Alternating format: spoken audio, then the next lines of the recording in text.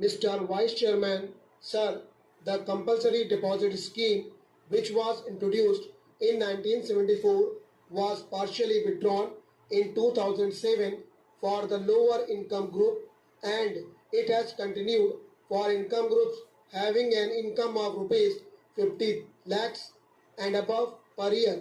Sir, the objective of the bill is laudable as being anti-inflationary and to save what is called conspicuous consumption. But is the government really serious about the whole matter? Sir, it has been reported in the present press that the government wants to impound 50% of the dearness allowance due to the central government employees. Why has this dearness allowance become due? It became due from the month of March and May this year because the average 12 monthly index crossed 400 and 408 respectively. Not only that, last month a third installment has become due because the industrial consumer price index has gone up to 453. All this is because the government's policy about controlling the prices has been a complete failure. Without controlling the price line, the government will not be able to achieve anything. It will help neither the country nor the poorer sections of the people. I think this government has not decided what should be its price policy.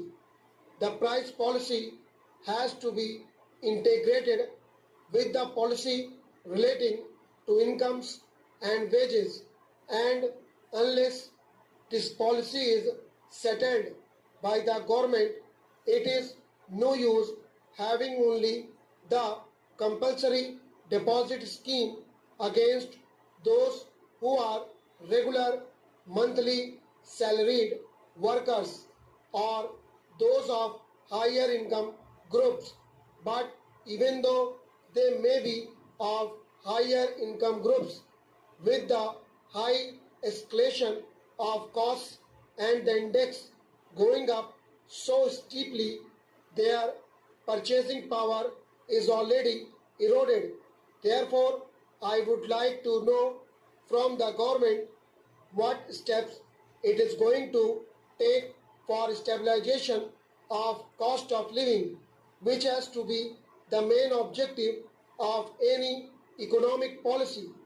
Sir, stabilization of cost of living has been given a go by. Nothing has been done to control the prices. On the other hand, black market and a parallel economy are flourishing. Prices of ordinary vegetables like the cauliflower are rupees 25 per kilo and tomatoes are selling at rupees 28 per kilo. Everything has become so costly. Still, the government wants to attack those people who are only wage earners and whose incomes are fixed. There is a fear that with the financial accounting year coming to a close, the bonus question will come up, and this government, which has no other policy except to fleece the workers and its employees, will come forward with a sort of an ordinance or a bill by which they will deprive the workers of their bonus, or they may ask them to deposit it with the government. As I said earlier, this government must decide about its policy. The government must come out with decision to have a national pay policy for all the government servants.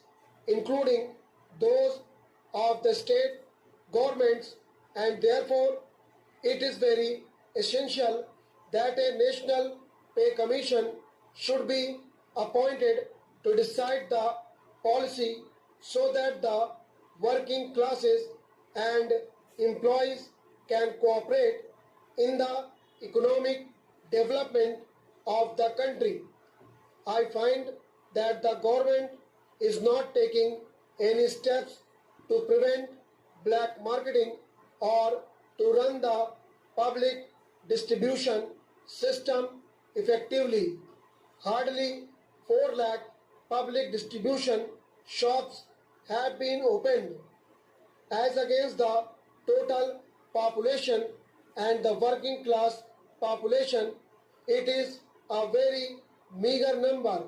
Therefore, the worst affected persons due to the rising prices are the poor people, the toiling masses, and the entire working class. Therefore, sir, my submission is that instead of continuing such schemes and having only piecemeal legislations, will the government decide a price policy or stabilization of the cost of living, which is very essential to have more economic development and prosperity. If they really want the employees to be partners in industry, the government must accept in principle that the fruits of prosperity must be shared by the working classes, and therefore the time has come when participation of labor in management has got great importance. Otherwise, we are caught in such a vicious circle that no progress can be made.